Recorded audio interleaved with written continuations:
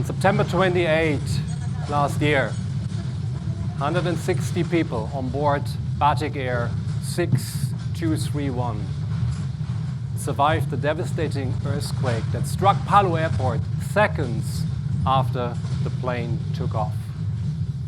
Because of a brave decision that Air Controller Antonius Gunwan Agung took, his decision was to stay in the tower until the plane was safe. People on board survived. Antonius did not. On November 6, 1968, Shirley Chisholm became what the New York Times called the first Negro woman to be elected to the American Congress, because she took a brave decision to give up her nursery career and fight her unbossed campaign, and through this opened doors for generations of leaders to come. And within the last 36 months, sprinter Johannes Floors has won 6 gold medals and just recently broke the 100-meter men's world record, because when he was 16 and faced with leg pain and a life in a wheelchair, he took a brave decision, and that brave decision was to go for an amputation. In difficult times, it's the brave people that move us forward. Now, I'm sure you sit here at this conference and you think, so many brave people. Should I be brave? Does it matter? I mean, and many of you work in business. And you probably think, well, in business, should I be brave? Does it matter? Well, let me tell you this, the same rules apply. If you want to make change happen, if you want to drive a transformation, if you want to have a meaningful impact, there will be a moment when you will have to be brave.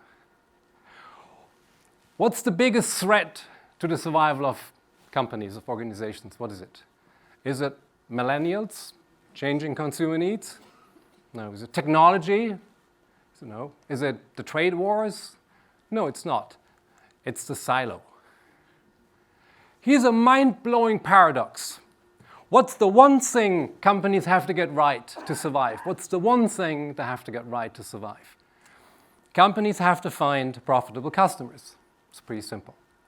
Now, how come that most departments in companies don't have customer goals?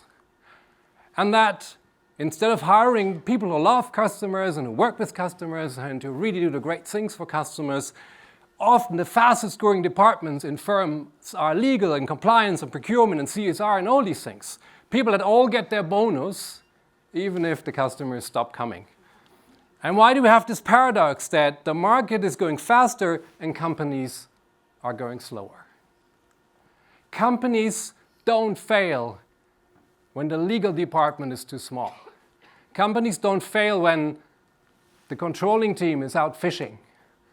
Companies don't fail when the mindfulness teacher is off sick. Companies fail when customers stop buying. It's pretty simple. And this couldn't have come at a better time. This is my headphone. I have a Sennheiser headphone, and I just recently realized that after a couple of months, it started to disintegrate.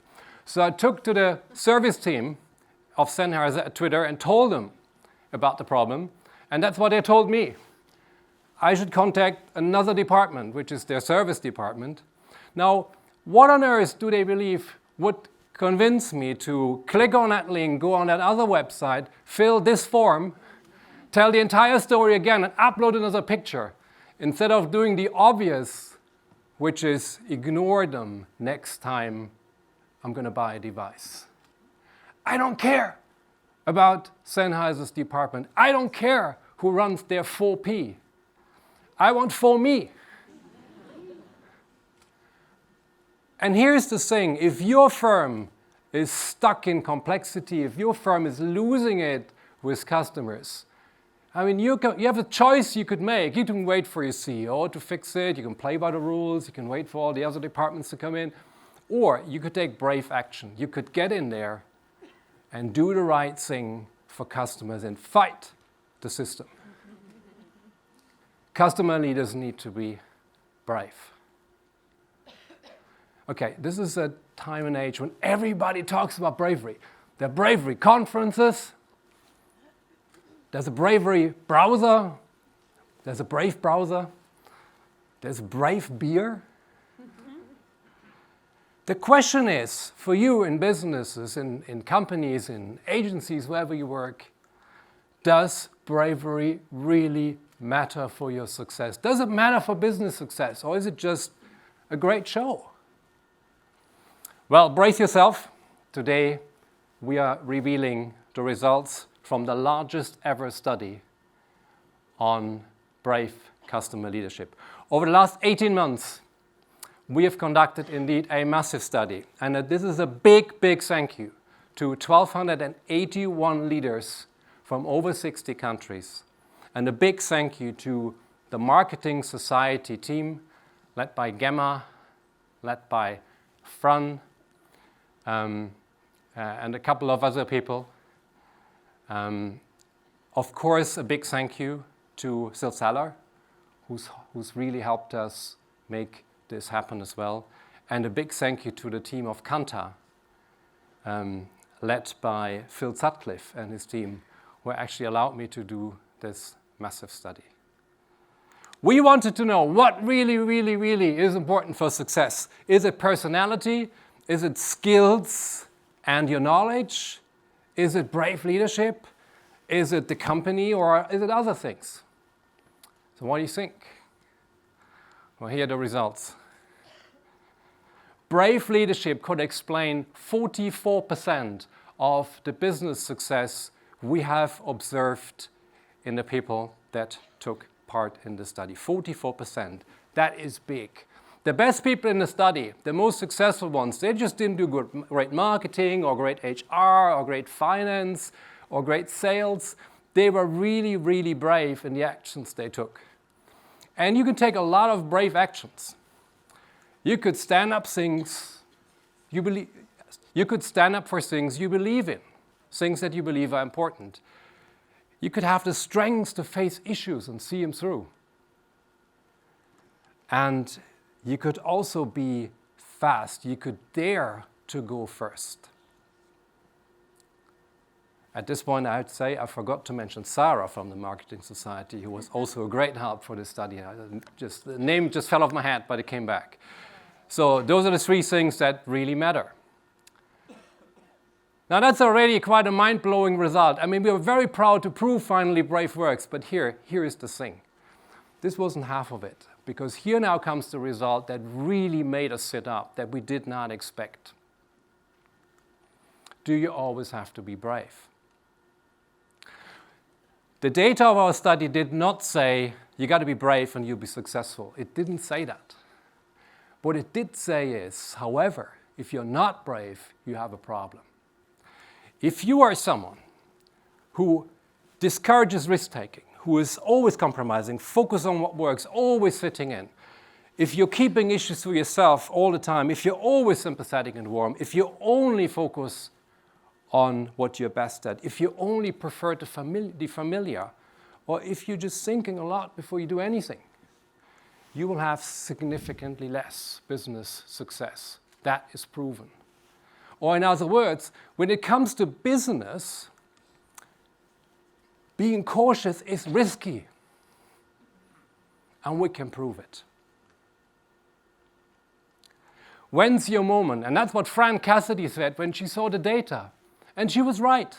You can't be brave all the time. You can't be brave every single day. In fact, the air controller we saw earlier, Shirley Chisholm, Johannes Flores, they are not brave every single day. They weren't brave every single day of their lives. They were brave in the moment when it really, really mattered.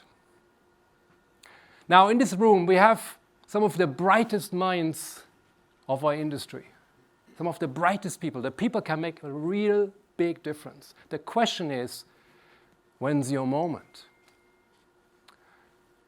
And let's look at a few options. Let's think about technology. You're all aware there's brilliant technology out there that now helps us to understand people, to understand customers, to build these meaningful relationships that everybody talks about, to personalize, to do something that's relevant and meaningful. This is Loki10.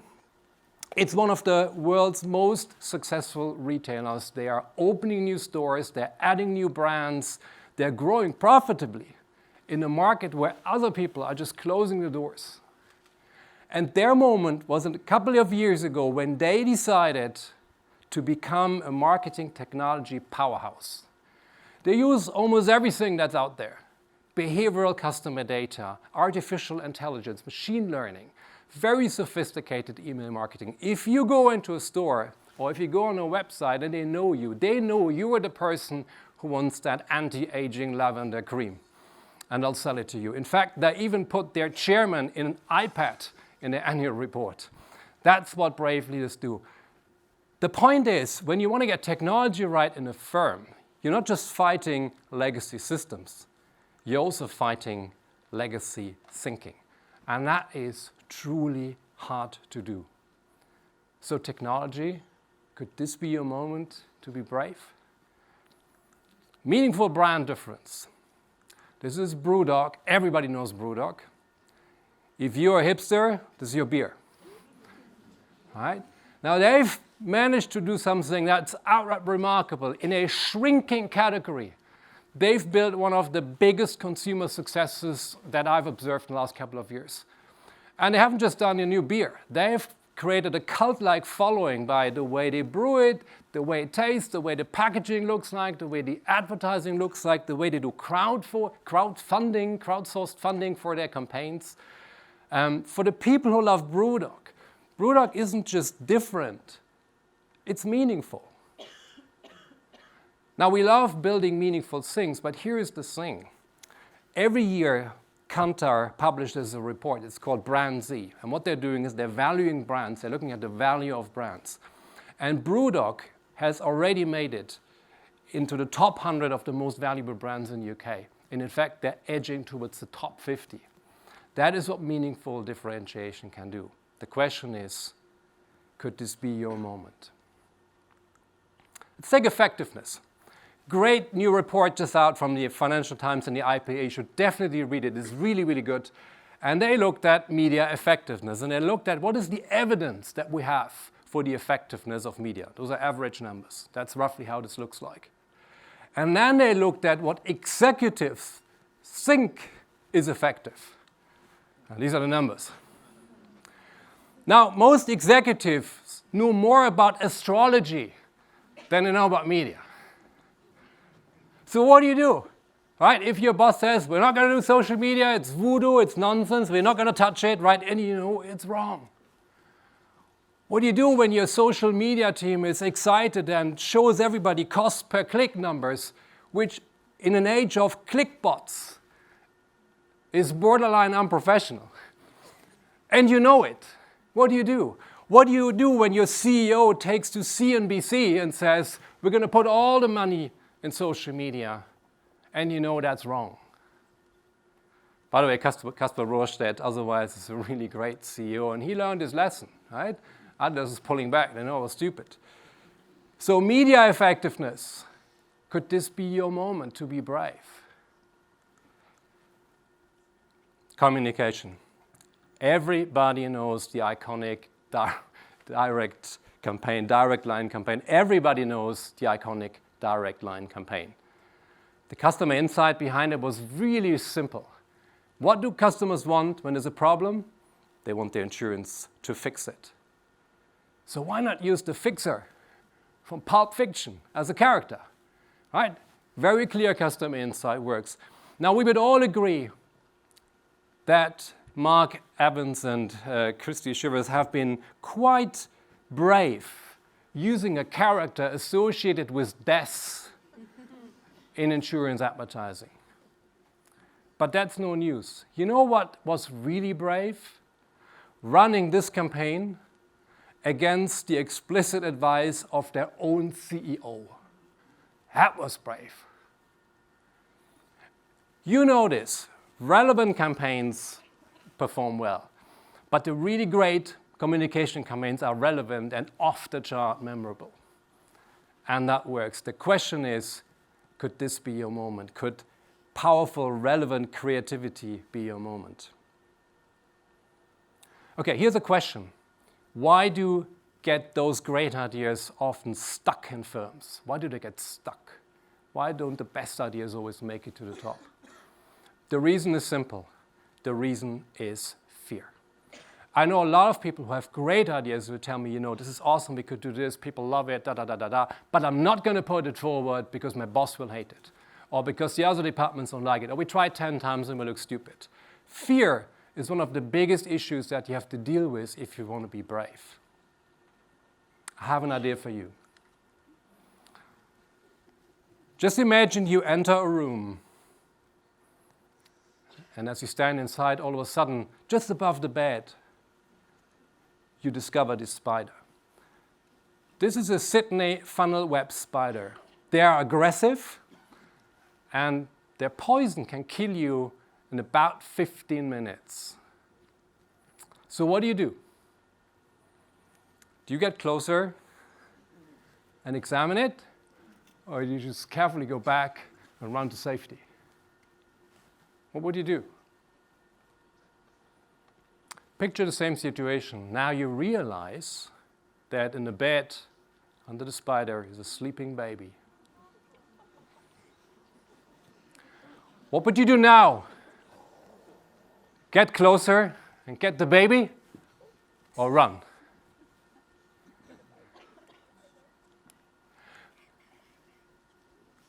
Bravery is purpose minus fear. And you can work on your fear. You can learn to like the spiders and don't find them threatening anymore. But you can also work on your purpose and just go in there and get the baby. And the same is true for now. When you go home after this conference, you heard all these brave people, you heard all these wonderful things. There's a choice you can make. You can continue to tick along, do your thing, fit in, take it easy. Or you could choose to pick something you really care about, up your purpose. And then when the moment is right, be brave and take action. And I think Mia Hamm, the famous football player, summarized it really, really well. I'm building a fire, and every day I train, I add more fuel. Just at the right moment, I light the match. I hope you will find your moment to be brave. I hope you will. Thank you.